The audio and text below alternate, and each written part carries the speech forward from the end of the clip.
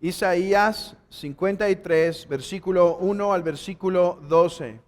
Les pido que puestos en pie me acompañen en la lectura de este texto. ¿Quién ha creído a nuestro anuncio? ¿Y sobre quién se ha manifestado el brazo de Jehová? Subirá cual renuevo delante de él, y como raíz de tierra seca. No hay parecer en él, ni hermosura. Le veremos, mas sin atractivo para que le deseemos. Despreciado y desechado entre los hombres, varón de dolores, experimentado en quebranto. Y como que escondimos de él el rostro, fue menospreciado y no lo estimamos. Ciertamente llevó él nuestras enfermedades y sufrió nuestros dolores. Y nosotros le tuvimos por azotado, por herido de Dios y abatido. Mas él herido fue por nuestras rebeliones, molido por nuestros pecados. El castigo de nuestra paz fue sobre él, y por su llaga fuimos nosotros curados. Todos nosotros nos descarriamos como ovejas, cada cual se apartó de por su camino, mas Jehová cargó en él el pecado de todos nosotros. Angustiado él y afligido, no abrió su boca. Como cordero fue llevado al matadero, y como oveja delante de sus trasquiladores enmudeció y no abrió su boca. Por cárcel y por juicio fue quitado, y su generación, ¿quién la contará? Porque fue cortado de la tierra de los vivientes, y por la rebelión de mi pueblo fue herido. Y se dispuso con los impíos su sepultura, mas con los ricos fue en su muerte. Aunque nunca hizo maldad, ni hubo engaño en su boca. Con todo eso, Jehová quiso quebrantarlo, sujetándole a padecimiento. Cuando haya puesto su vida por expiación por el pecado, verá linaje, vivirá por largos días, y la voluntad de Jehová será en su mano prosperada. Verá el fruto de la aflicción de su alma y quedará satisfecho. Por su conocimiento justificará mi siervo justo a muchos, y llevará las iniquidades de ellos. Por tanto, yo le daré parte con los grandes, y con los fuertes repartirá despojos, por cuanto derramó su vida hasta la muerte, y fue contado con los pecadores, habiendo él llevado el pecado de muchos y orado por los transgresores. Esta es la palabra de Dios. Podemos sentarnos.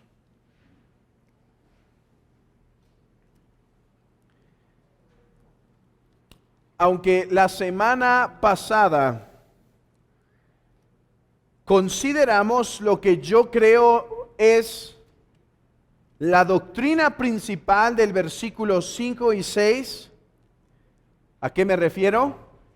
La doctrina principal del versículo 5 y 6, a que los sufrimientos de Cristo fueron sustitutorios. Esto es, que lo que Cristo sufrió en la cruz fue, la palabra clave, por nosotros.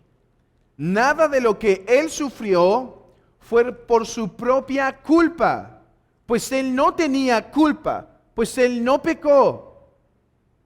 Todo lo que Él sufrió, lo sufrió en nuestro lugar. Creo que ese es el punto principal del versículo 5 y 6. No obstante, todavía hay suficiente profundidad en el versículo 5 y 6 como para traer a nuestra mente algunos otros puntos doctrinales respecto a la muerte de nuestro Señor Jesucristo que de aquí se desprenden. Y en esta tarde es particularmente en una frase del versículo 5 en la cual me gustaría pasar este sermón. Es el versículo 5 que dice: el castigo de nuestra paz fue sobre él. Es este texto que me gustaría exponer. El castigo de nuestra paz fue sobre él. La verdad que aquí se contiene es que Cristo sufrió y que Cristo fue castigado en la cruz. ¿Saben? Creo que hablamos poco de esta forma. Decimos que Cristo murió. Y esto es algo que diferentes religiones creen. Cristo murió. Pero Cristo no murió de una forma normal. Cristo no murió como todos mueren. Es fácil hablar de que Cristo murió y ya. Pero decir que Cristo en la cruz fue castigado es diferente. Cristo en la cruz fue castigado. Esta palabra, castigo, nos muestra el corazón o parte del corazón del Evangelio. Ya no puedo decir que es el corazón del Evangelio, porque vimos que la palabra por es también parte del corazón del Evangelio. Pero creo que estas palabras que hemos estado exponiendo en este tiempo son la totalidad del corazón del Evangelio. Cristo fue castigado. ¿Y cuál fue el resultado de su castigo? Su muerte. ¿Y cuál fue el resultado de su muerte? Dice, el castigo de nuestra paz. ¿Cuál fue el resultado de que Cristo fue castigado en la cruz? El resultado es paz. Toda esta doctrina que he intentado resumir en estas palabras se resume en una sola: propiciación. El Evangelio en una palabra: propiciación. Quiera Dios ayudarnos en esta mañana para seguir profundizando en el glorioso Evangelio de nuestro Señor Jesucristo. Quiera Dios traer consolación, seguridad de salvación a su amada iglesia, gran consuelo, y al mismo tiempo salvar a aquellos de entre nosotros que no le conocen aún, que de oídas le han oído, que es un concepto en su mente Jesús, que quizá la Biblia no está separada de su vida diaria, pero que aún no han creído en Jesucristo para salvación. Quiera Dios salvarlos. Esa es la razón por la que un domingo más, no sé si este es el séptimo domingo o el sexto o el octavo, que estamos contemplando Isaías 53 y todavía nos restan quizá 4 o 5 más. Pero es algo que no me voy a cansar de hacer, aún después de acabar Isaías. ¿Por qué? Porque sé que Dios obra por la salvación, por la predicación del Evangelio. Así que, usando las palabras de el predicador de predicadores, Charles Spurgeon, dijo una vez: predícales 1000 veces si es necesario. Quizá en la 999 predicaciones creerá. Oh, ese es mi deseo y ese es mi pensamiento. Que una vez más escuches el Evangelio, por si quizá hoy el Señor tiene a bien arrastrar a los pecadores a sus pies. Oh, escucha una vez más. Quiera Dios salvar entre nosotros. Isaías 53, versículo 5. Mas el herido fue por nuestros pecados. Y aquí está el texto: el castigo de nuestra paz fue sobre él. Esta frase presupone algunas cosas que me gustaría desglosar en este sermón. En primer lugar, este texto presupone que el pecado merece castigo. El pecado merece castigo. En segundo lugar, este texto presupone que Cristo fue castigado en la cruz porque llevaba nuestros pecados. Y en tercer lugar, el castigo de Cristo nos da paz. El resultado de que Él fue castigado, quebrantado, azotado, molido en la cruz. El resultado de eso es paz. Pero comencemos a establecer nuestro primer punto. El pecado trae castigo. ¿Por qué? Porque el pecado produce la ira de Dios. El pecado produce el enojo santo de Dios. Oh, ¿qué pensamiento es puesto en esta mañana delante de nosotros? Dios está airado. Dios está enojado. Yo sé que este pensamiento es contrario a lo que quizá está en tu pensamiento. Has sido tan influenciado por el mundo que hoy llegas a creer que Dios no se enoja, que Dios no tiene odio, que Dios es simplemente puro amor y no hemos de esperar de Él ni enojo ni ira, porque Él es un Dios de amor. Pero escucha lo que dice el texto. El castigo de nuestra paz fue sobre Él. Por eso, en el profeta Habacuc se nos dice en el capítulo 1, versículo 13. No vayan ahí, yo se los leo. Muy limpio eres de ojos para ver el mal, ni puedes ver el agravio. Muy limpio eres de ojos. Dios aborrece el pecado.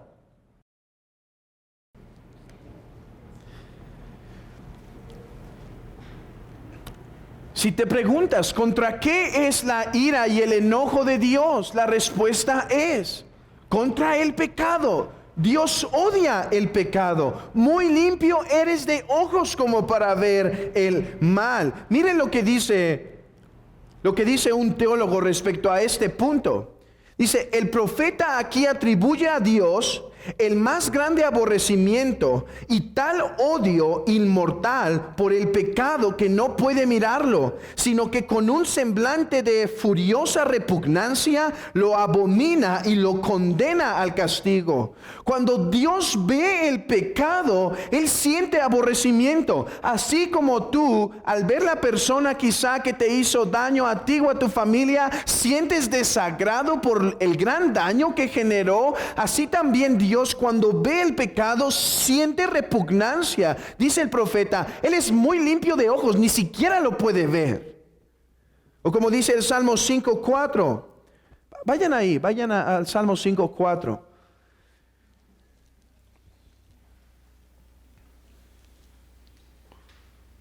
Salmo 5:4. Porque tú no eres un Dios que se complace en la maldad.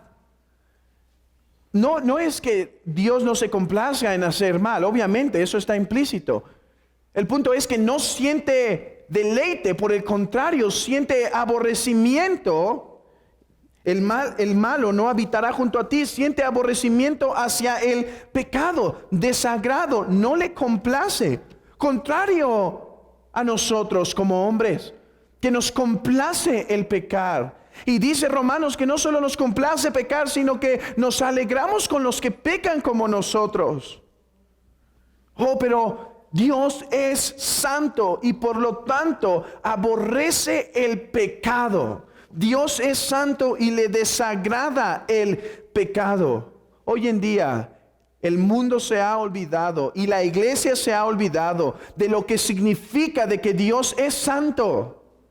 Que Dios es santo Es la base por la cual Dios odia el pecado. Pero hoy por santidad nosotros pensamos en personas que visten de cierta manera, usan quizás cierta ropa, quizás es blanca, caminan de cierta manera y pensamos que eso es santidad. Pero en el lenguaje de Dios eso no es santidad. ¿Saben qué significa que Dios es santo? Significa al menos dos cosas. En primer lugar, que Dios ama lo que es puro y recto sumamente. Dios ama lo que es puro y recto.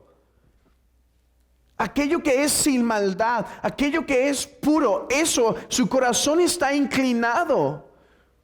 Por otro lado, no solo su corazón ama lo puro y recto, sino que siente aborrecimiento y desprecio para lo que no es puro y recto. Déjame intentar transmitir esta idea de santidad a través de un ejemplo. Yo espero que ames mucho a tu esposa y que ames mucho a tu esposo. Por lo tanto, cuando alguien habla bien o es amable para con tu esposa o tu esposa, déjenme ser más claro, quizá esto le va a ayudar todavía más a las mamás, sus hijos. La mujer dice, si alguien trata mal a mis hijos, aunque a mí me trate bien, ya me trató mal a mí, ¿sí? Si trató mal a él, está bien, todavía puede ser mi amigo, pero si trató mal a mis hijos, las cosas son diferentes. Y entonces, para una persona que trata mal a nuestros hijos, hay desprecio, hay aborrecimiento, no hay un corazón inclinado, hay rechazo. Automáticamente, por más que intentes poner tu cara bonita cuando la persona viene, tu corazón ya no está inclinado, ya hay un desprecio. De la misma forma, Dios ama su santidad, Dios es santo. Por lo tanto, todo lo que no es santo, todo lo que es pecaminoso, su alma lo aborrece y lo detesta naturalmente. Por eso dice el texto, el malo no estará, no va a habitar delante de ti. Ahora, déjame intentar bajar este concepto. Dios aborrece el pecado, Dios odia el pecado. Déjame demostrarte por qué esto es un gran problema para nosotros. Yo espero que ya lo veas, ¿sí? Pero por si no quiero que se quede el concepto aquí, quiero bajarlo al corazón. ¿Por qué está tan mal que Dios aborrezca el pecado y lo rechace y lo vomite de su boca? ¿Cuál es el gran problema? Que tú eres pecador. Ese es el gran problema. No hemos de pensar en el pecado como un ente flotando negro, ¿sí? El pecado no es como una bola o no es como una mente malvada allá afuera. No. El pecado nunca está fuera de un ser racional con voluntad. Piensa en esto. Llegamos a un punto un poco complicado en la teología en cuanto a la definición del pecado, qué es el pecado, pero creo que puede ayudar. No nos vamos a introducir en las dificultades, pero ten esto en mente. El pecado no existe aparte de un ser racional y con voluntad. ¿Cuándo es posible que entre el pecado? Cuando hay criaturas racionales. Tú dirás, ¿y el diablo? El pecado no existía antes de Satanás. ¿Por qué? Porque el pecado no hemos de pensar como esas religiones orientales, como un perfecto círculo de bien y mal, y Dios siempre ha existido y el pecado siempre ha existido. No es así. El pecado no podía existir antes de Satanás. ¿Por qué? Porque el pecado solo existe cuando hay un hombre o un ser, no necesariamente un ser humano, pues, un ser racional y con voluntad. Satanás era un ser, Dios lo creó con voluntad y racional. O sea, podía tomar sus decisiones racional, pensarlas y tomarlas, voluntad. Ok, el pecado solo existe en un ser así. Cuando digo que Dios odia el pecado, no es que solo odia el concepto de borrachera, o no es que solo odia el concepto de adulterio, o no es que solo odia el concepto de lujuria. es que Dios odia al que practica el pecado, cualquiera que éste sea. Borrachera, lujuria, mentiras, idolatrías, maledicencia, cualquiera de estos, Él odia. El pecado no tiene existencia aparte de que un hombre lo haga. Por eso la Biblia es tan clara de que Dios odia al pecador. Tú dirás, ¿y Juan 3:16? ¿No que de tal manera amó Dios al mundo? Sí, no niego que Dios ama porque tiene misericordia de los miserables pecadores. Pero al mismo tiempo, les aborrece. ¿No me crees? Si tienes todavía tu Biblia en el Salmo 5, lee conmigo el versículo 5 y 6.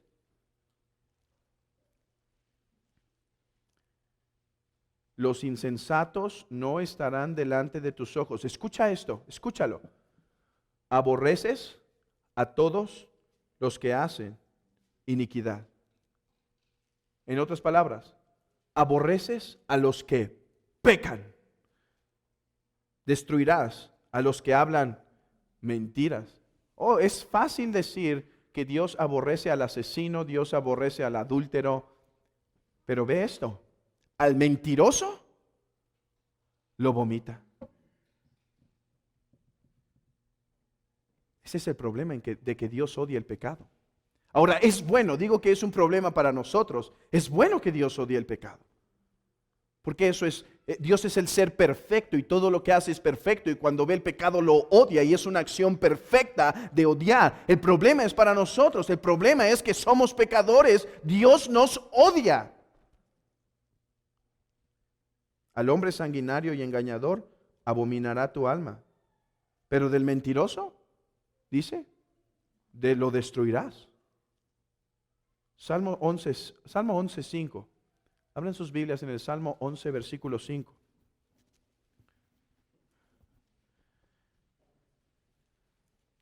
El Señor, creo que yo estoy citando aquí de la Biblia de las Américas, pero en su Biblia también es claro, en la Reina Valera. El Señor prueba al justo y al impío, y su alma aborrece al que ama la violencia. Su alma lo aborrece. Oh, déjame ser claro por causa del amor. Por causa del amor a tu alma, déjame ser claro esta mañana. Dios te aborrece, pecador.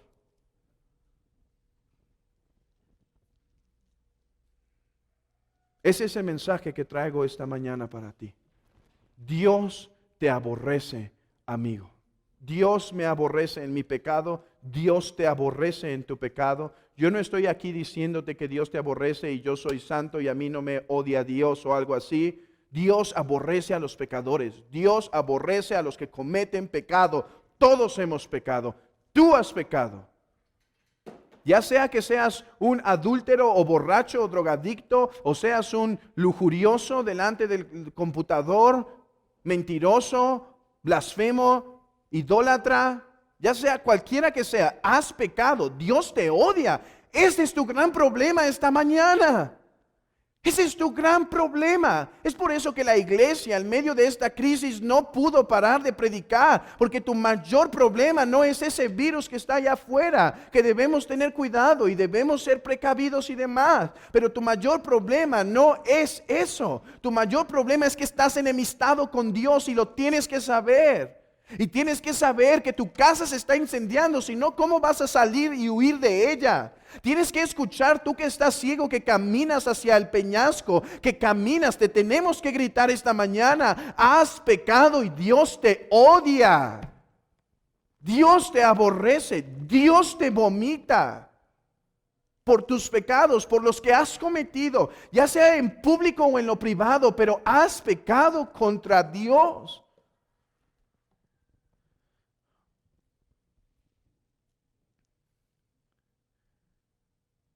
Acciones como las que leemos en la Biblia, donde Dios juzga a Sodoma y Gomorra con fuego.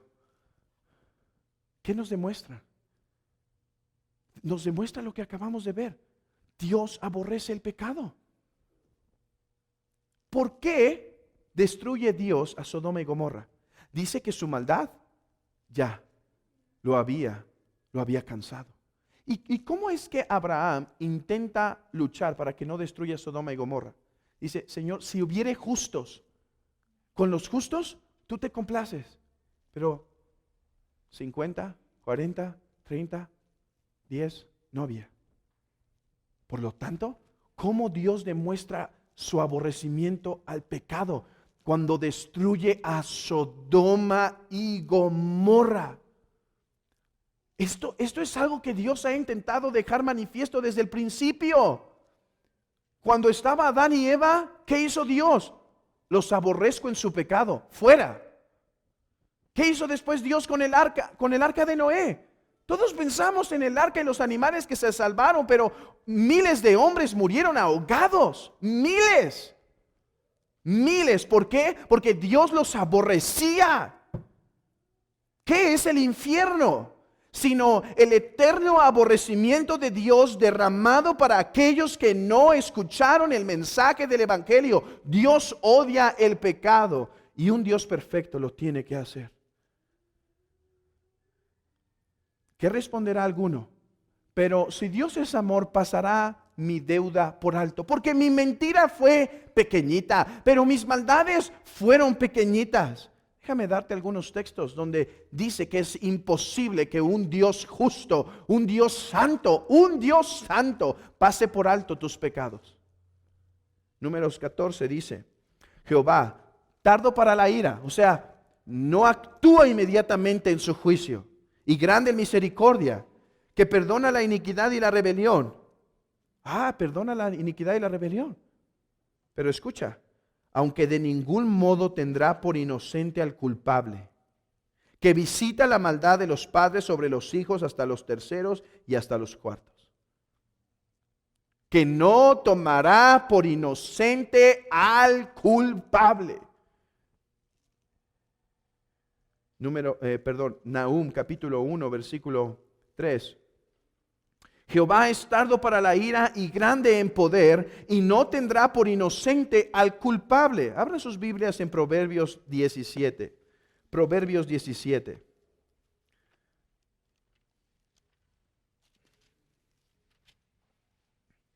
Proverbios 17, 15. El que justifica al impío y el que condena al justo, ambos son igualmente abominación a Jehová. ¿Qué está diciendo? Que cuando Dios actúa, cuando alguien actúa injustamente, eso le produce desprecio. Si Dios pasara por alto tus pecados bajo el paraguas del amor, sería injusto. Sería injusto. Y dice, no es posible que Dios haga eso. Dios tiene que derramar. Aquel que odia el pecado no lo puede pasar por alto. Aquel que odia el pecado no puede simplemente esconderlo debajo de la alfombra. Amigo, esas son las noticias que hoy traigo para ti. Al ser Dios un Dios perfecto, en el momento en que el pecado aparece, es necesario que Él derrame su juicio y su castigo. Glorias sean dadas a Dios que Él es paciente. Tú preguntas, ¿por qué Adán y Eva no fueron consumidos en el momento? No porque no lo merecían, sino porque dice Números, porque Él es tardo para la ira, pero la ira va a llegar. Que la ira retarde no quiere decir que no llega, solo quiere decir que llega después. Si hasta el día de hoy tú vives, si hasta el día de hoy tú respiras, no es porque Dios no te aborrezca en tus pecados, no es porque Dios no te vomite en tus pecados, es porque Dios está siendo paciente contigo hoy. Esa es la razón por la cual sigues respirando. Así como Adán y Eva, tú mereces el juicio inmediato, y yo merezco el juicio inmediato, pero Dios es tardo para la ira. Por su gran misericordia, Él retiene su ira. Pero el castigo al pecado llegará. Y preguntas, ¿cuán ¿Duro será? Pues dice el apóstol que horrenda cosa es caer en manos de un Dios vivo. Nuestro Señor, para enseñarnos respecto al castigo que los hombres recibirán, usa lenguaje como lago de fuego, gusano que nunca muere, o sea, un lastimar continuo. Dice que habrá lloro y crujir de dientes, tinieblas, habrá llanto. Ese es el lenguaje que nuestro Señor Jesucristo utiliza para explicarnos el tipo de castigo que el hombre que pecó recibirá por toda la eternidad.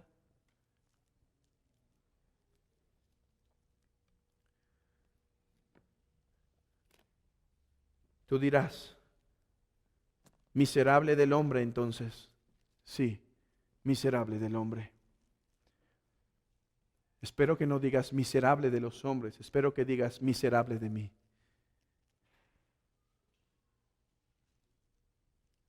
Pero ve la misericordia de Dios. Isaías 53. Abran sus Biblias en Isaías 53.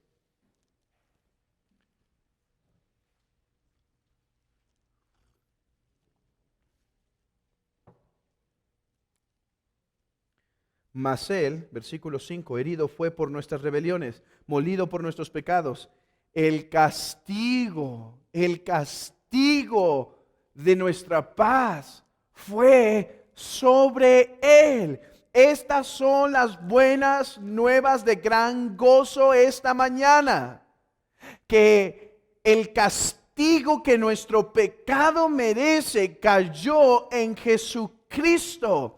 El castigo de nuestra paz, esto es, el castigo que nos daría paz con Dios, fue sobre Cristo. Cristo lo recibió por nosotros. Esto lo aprendimos la semana pasada. Cuando indagamos y meditamos en que Cristo fue nuestro sustituto, que Él sufrió por nosotros. Ahora añade a ese entendimiento lo siguiente: Él sufrió penalmente por ti. Añade esta palabra, penal. Fue una sustitución penal. O sea, Él recibió legalmente el castigo de nuestra culpa. Cuando el juez nos mira a nosotros, el juez del cielo y la tierra, nos mira a nosotros, nos declara culpable. Tu juicio es mi desprecio. Tu juicio es mi castigo. Pero Cristo nos sustituye penalmente y dice al juez, yo recibo su castigo para que éste pueda tener paz. El castigo de nuestra paz fue sobre él. Ahora, no solo quiero reforzar lo que establecimos la semana pasada, que el castigo de nuestra paz fue sobre él. La frase que tenemos aquí esta mañana, el castigo de nuestra paz fue sobre él, nos habla de una parte más muy importante del evangelio. Una palabra que vamos a llamar satisfacción. Porque vean esto, dice que el siervo de Jehová sufrió y que el castigo que él recibió nos produce paz. Esto es, hubo satisfacción por el sufrimiento que Cristo padeció. Abran sus Biblias en Romanos capítulo 3. Déjenme intentar explicar esta verdad tan importante para nosotros.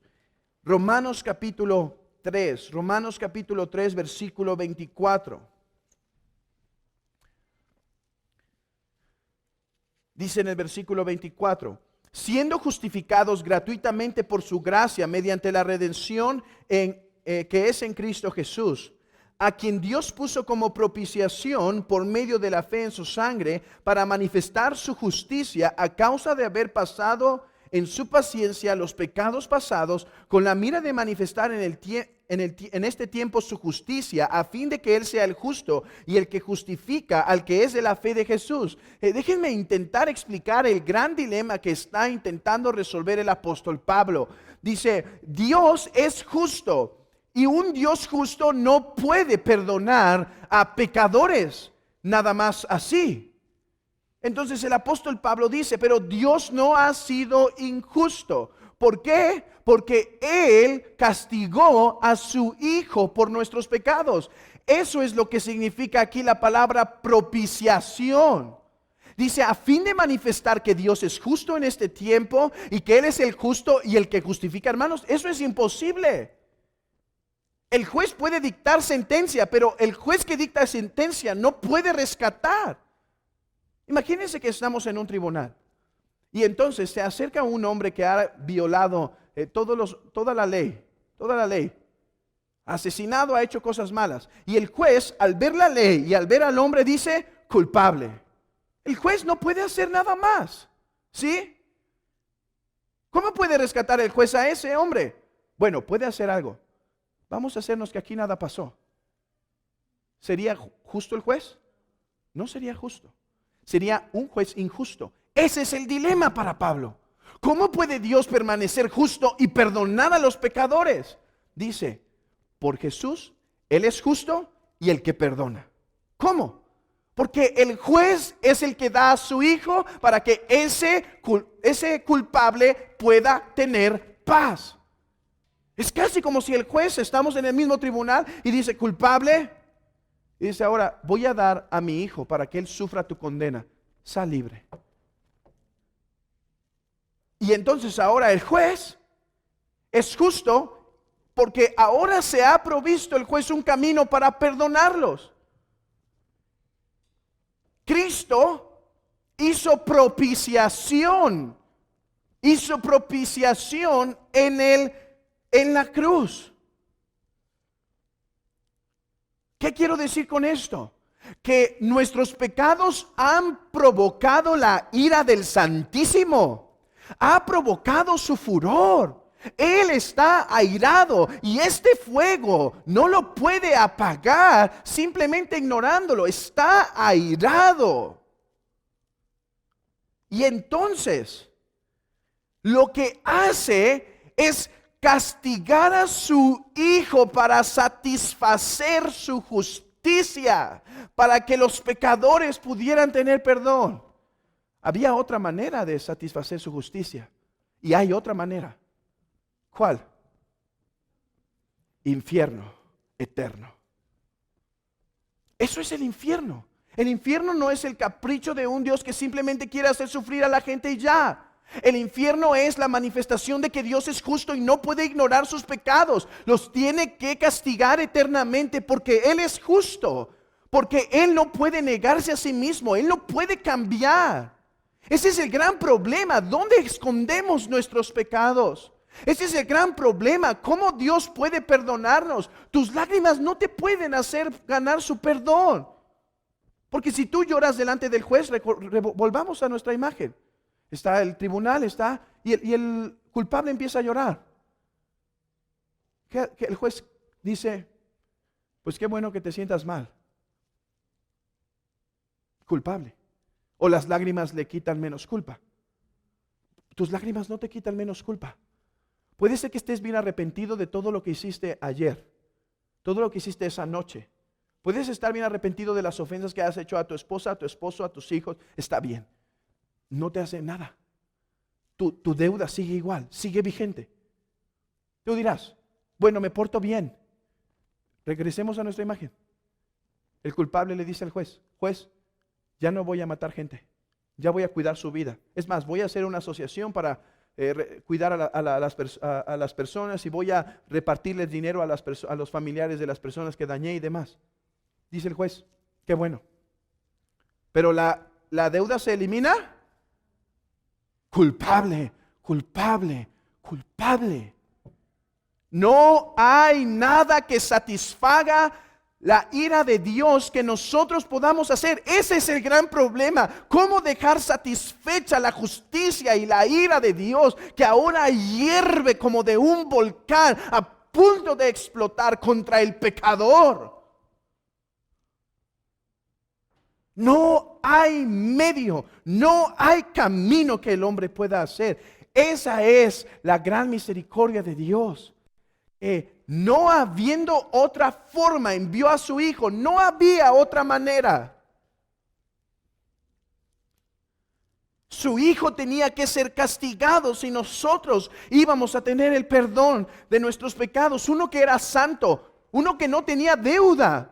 Porque si tú dices, bueno, y si alguien por amor se pone por mí, imagina, mi hermano dice, Dios, castígame a mí, pero deja a mi familia. ¿Qué va a decir Dios?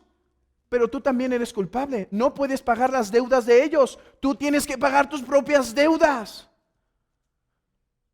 Tenía que venir uno que era santo, justo, sin mancha. Ese es el punto del autor de Hebreos. El que iba a morir por nosotros tenía que ser santo. Por eso dice, tal sumo sacerdote nos convenía, santo, apartado de los pecadores, puro. Porque él sí podía decir, yo no tengo pecado. Cárgame a mí su cuenta. Ponme a mí la cuenta de ellos. Lo que ellos te han hecho, toda esa furia que se consume en tu corazón, porque tu corazón odia el pecado, derrámala sobre mí.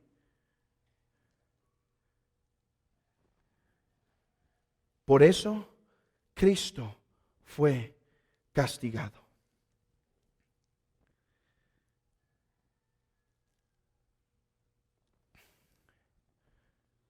En la cruz, el Padre quedó satisfecho. Piensa esto cuando pienses en la cruz. No solo Jesús murió, Jesús fue castigado. Pero esto es lo hermoso de la obra de nuestro Señor. En la cruz, la ira de Dios quedó satisfecha. Quedó satisfecha.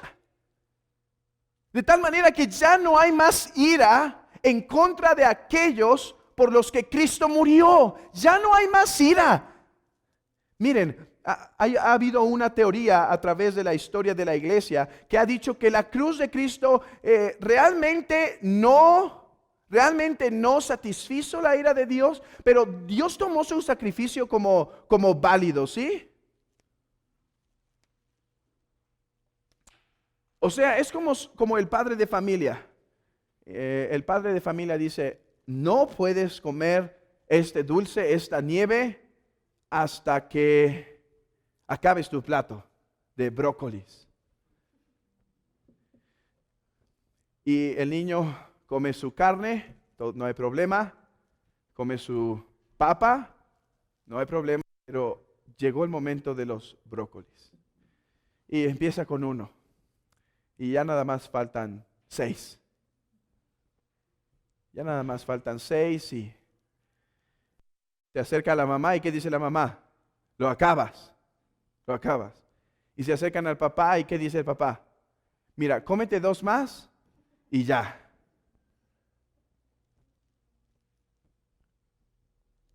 ¿El niño satisfizo las demandas? No. El padre está diciendo, mira, cómete 2 y quedamos a mano. En realidad no está satisfaciendo mis demandas, pero hagamos el trato. Si tú haces esto, ya, a mano. Eso no pasó en la cruz. Eso no pasó en la cruz.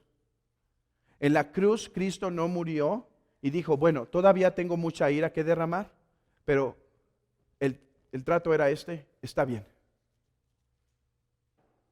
Está bien. En la cruz Cristo fue hecho propiciación. ¿Qué quiere decir la palabra propiciación? La palabra propiciación viene del Antiguo Testamento y tiene que ver con aquel día de la expiación en donde el pueblo de Israel se reunía para que sobre un cordero se le quitase la vida y su sangre fuese derramada en un lugar que se llamaba propiciatorio. La palabra propiciatorio era donde la presencia de Dios bajaba. Recuerden que hay varias partes en el tabernáculo. Está el atrio, después está el tabernáculo, está el lugar santo y adentro está el lugar santísimo. Adentro en el lugar santísimo había el arca del pacto. Encima del arca del pacto estaba una tabla de oro donde 2 ángeles miraban directamente ahí. Miraban hacia adentro del arca, ¿sí? Está la tabla de la propiciación y adentro está el arca. ¿Qué había adentro? Una de las cosas que había adentro eran las tablas de la ley. ¿Quiénes miraban allí? Los ángeles. Miren qué relación tiene con el ángel que saca a Adán y a Eva. Pone una espada y con una espada ardiendo y está girando alrededor del jardín. Los ángeles son, por así decirlo, como los protectores de la ley de Dios. Y ellos están viendo que se haga justicia. Cada vez que se pone sangre sobre el propiciatorio, los ángeles están viendo. Y entonces están viendo que se cumple la ley de Dios. Y viene un fuego y la sangre queda consumida. Para manifestar, Dios quedó satisfecho. La ira de Dios ha sido calmada. Un año más, pero aquí está la mala noticia. Un año más era necesario.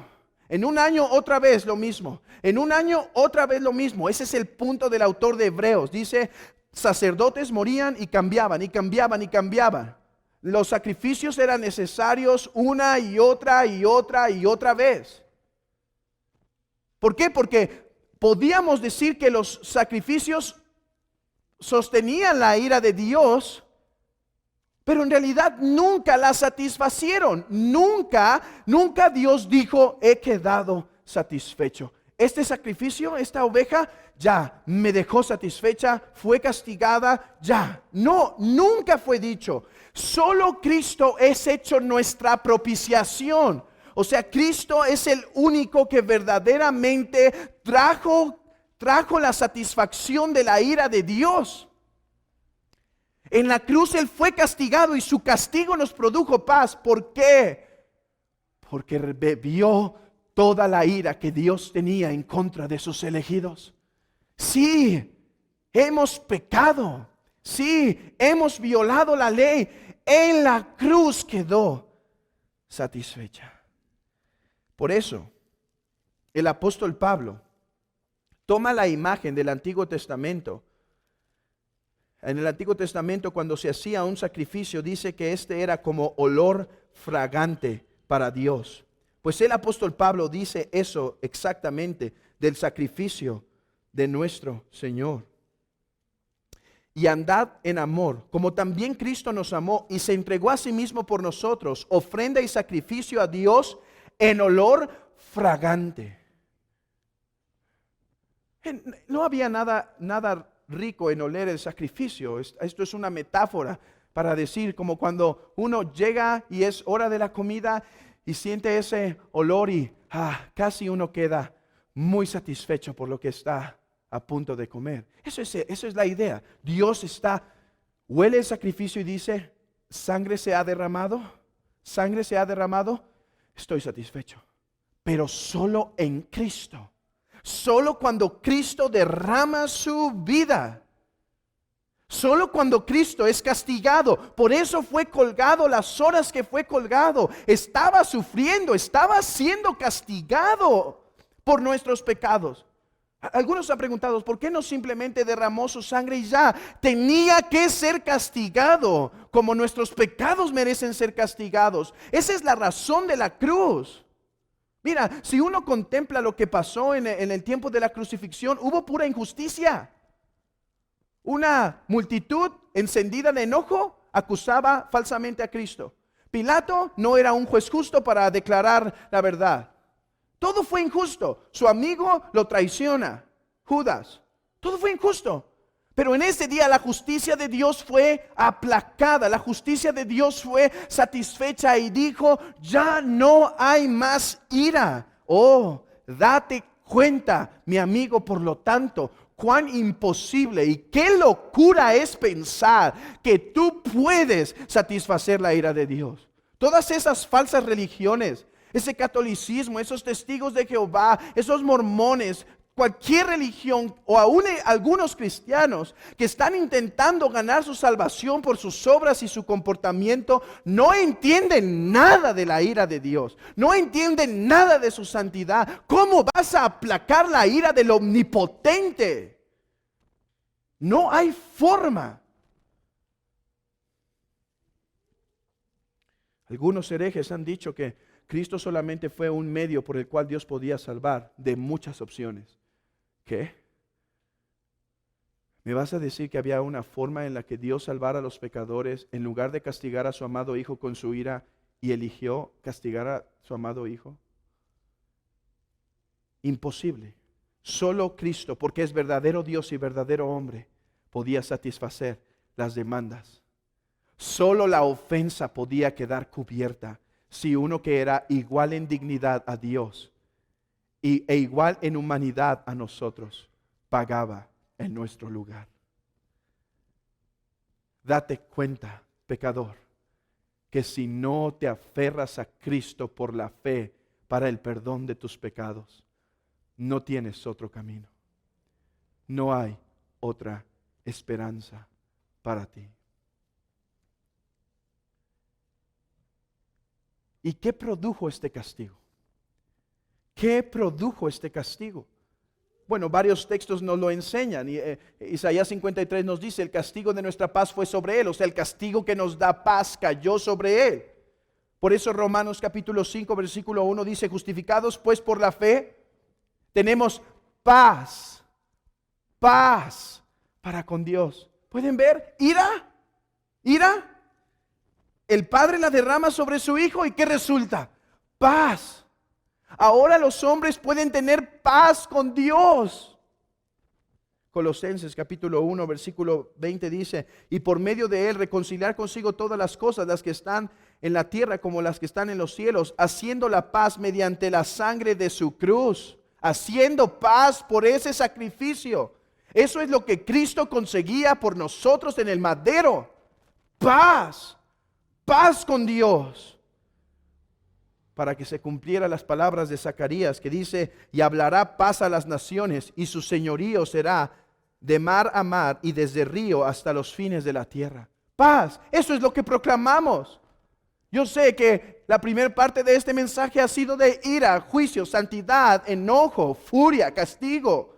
Pero hablamos eso para que comprendamos que lo que Cristo nos ha dado es paz, paz con Dios. ¿No eso es justamente lo que intentó meter en sus mentes y corazones nuestro Señor Jesucristo a sus discípulos cuando dice, la paz os dejo, mi paz os doy, yo no os la doy como el mundo la da? O cuando se aparece a los discípulos después de su resurrección, ¿cuál es su primer palabra? Interesantemente no es gracia solamente, o no es gracia únicamente. Cuando pensamos en el cristianismo, pensamos en gracia como la palabra más importante, y es una de las más importantes. Pero paz, tan importante. Eso es lo que dice a sus discípulos, paz a vosotros. Oh, ¿pueden imaginar lo que esas palabras trajeron a sus corazones? Discípulos, les he hecho la paz. El camino está construido. Ahora pueden gozar de paz plena y verdadera con Dios. ¿Y qué es la paz? Paz, entre otras explicaciones de la frase, dice un autor, lo considero como la reconciliación y armonía que fue forjada entre Dios y el pecador. Antes de que nosotros tuviésemos paz con Dios, Dios nos iba a castigar. Ahora que hay paz, ahora que Cristo ha sido castigado, ya no hay esta ira sobre nosotros. Ya no somos hijos de ira, dice el apóstol Pablo. Ya no somos hijos de ira más. El desprecio y el castigo de Dios ya no cae sobre nosotros. Ahora hay paz. Estamos en paz.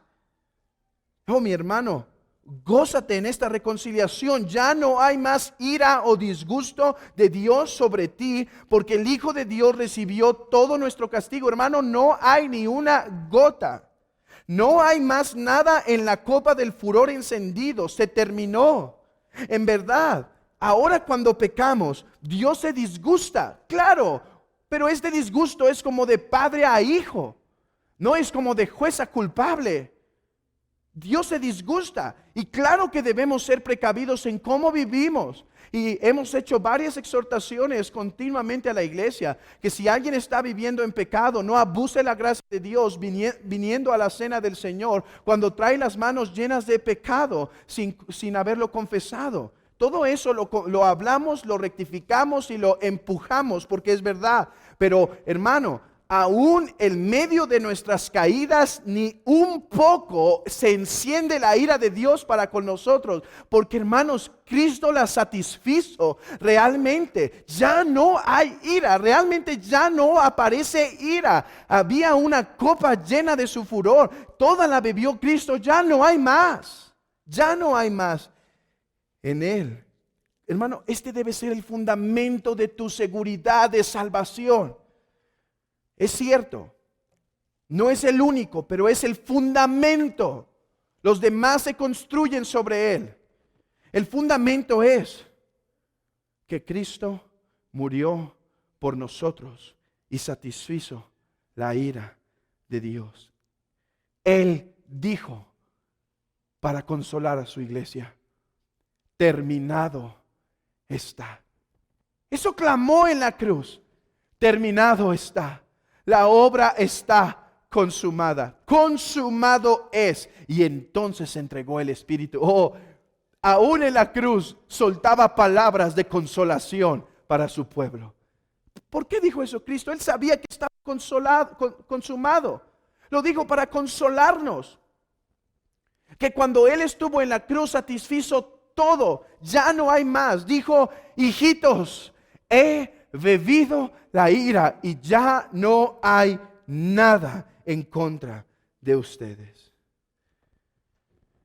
Hermano, sé que puedes presentar muchas cosas en tu mente en contra tuya. Puedes decir: soy esto, soy esto, soy esto. Y te digo algo, lo somos. Oh, pero todas estas cosas están perdonadas y Dios no tiene ninguna deuda que mostrarte a ti. No hay deudas. Por eso puede decir el apóstol Pablo: yo era blasfemo y perseguidor de la iglesia, pero fui recibido a misericordia. De hecho, dice el apóstol Pablo: para que Dios muestre cuán grande es su perdón, me salvó a mí, porque yo perseguía a la amada iglesia de Cristo y alcancé misericordia. Oh, pero nota esto: el propósito no solo es darnos paz. Tú puedes tener un amigo en Australia, Japón, China, y habían estado enemistados, ¿sí? Y ahora tienen paz. Pero eso no es solo lo que tenemos en Cristo, no solo es paz.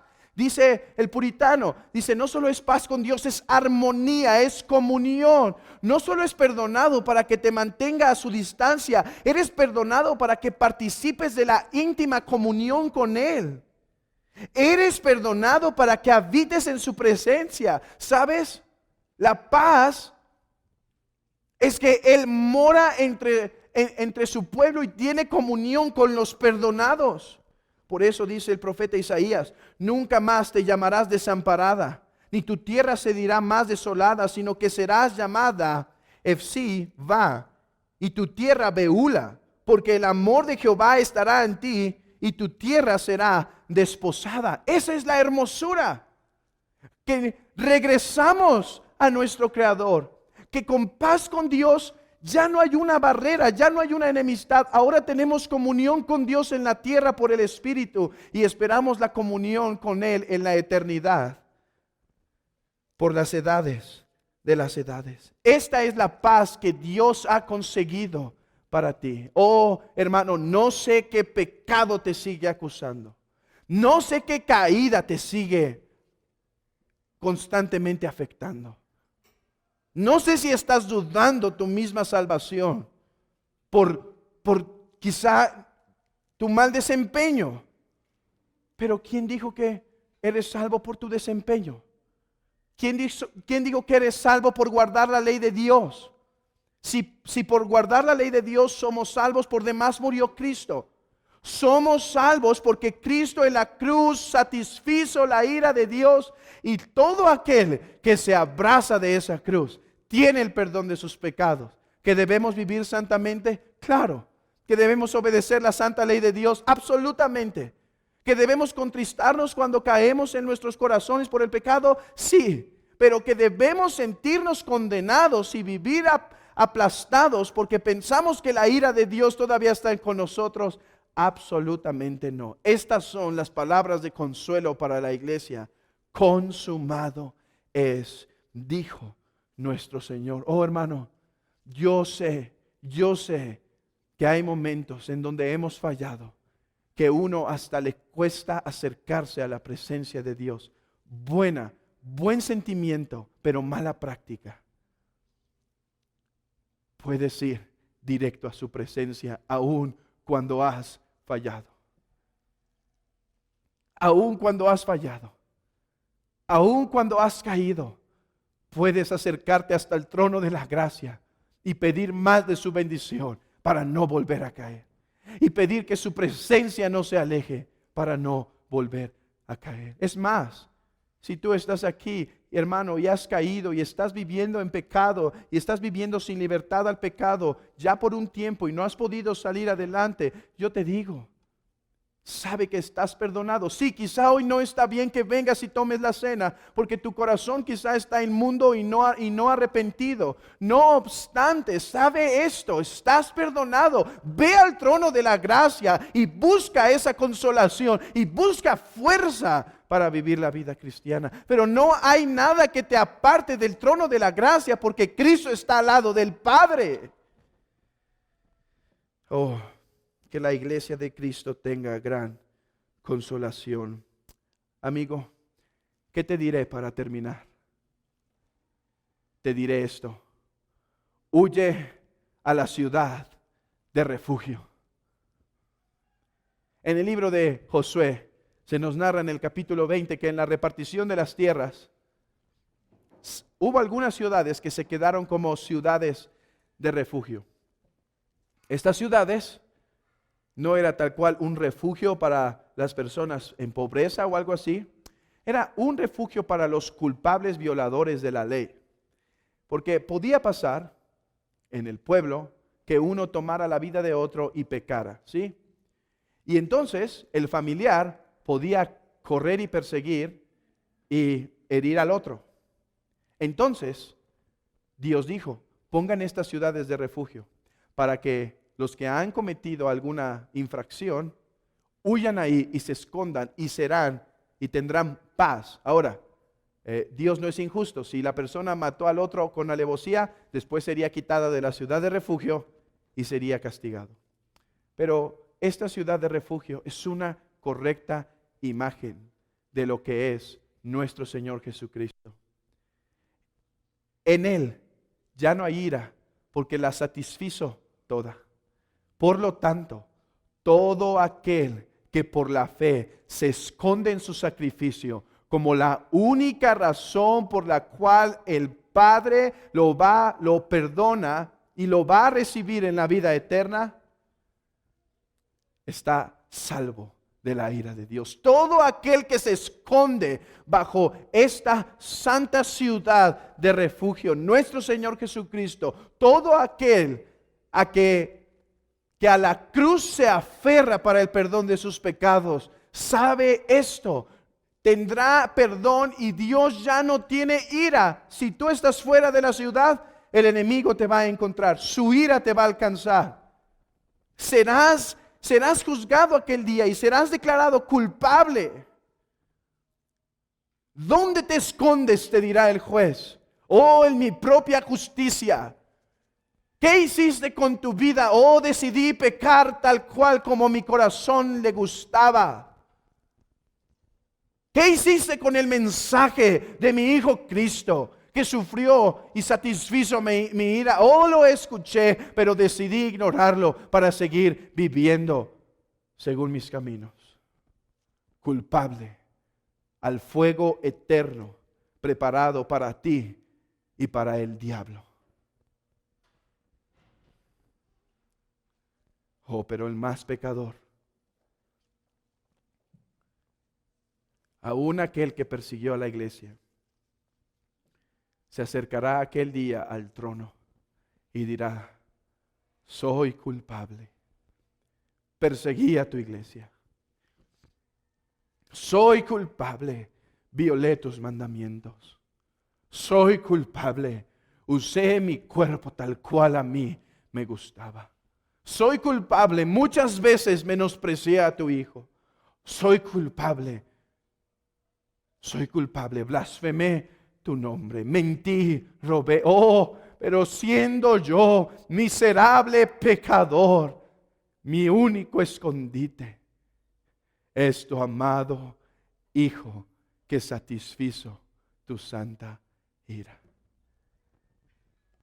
Ese día no escuchará del trono culpable, escuchará del trono vive, vive por la eternidad. Vive conmigo y para siempre, por los siglos de los siglos. Porque mi hijo satisfizo mi ira. Entra a la heredad para gozar conmigo la eternidad. Oh, hermanos, espero que aguarden ese momento.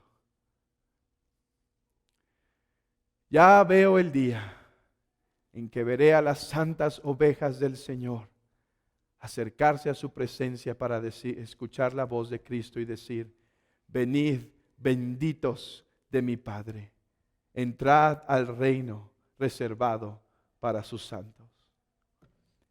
Pero cuánto me duele pensar que entre nosotros habrá algunos que, a pesar de escuchar, rechazarán el mensaje y solo escucharán de la voz de Cristo lo que dice Mateo 25: apartarse de mí, malditos, al fuego eterno que mi Padre tenía reservado para ustedes y para el diablo.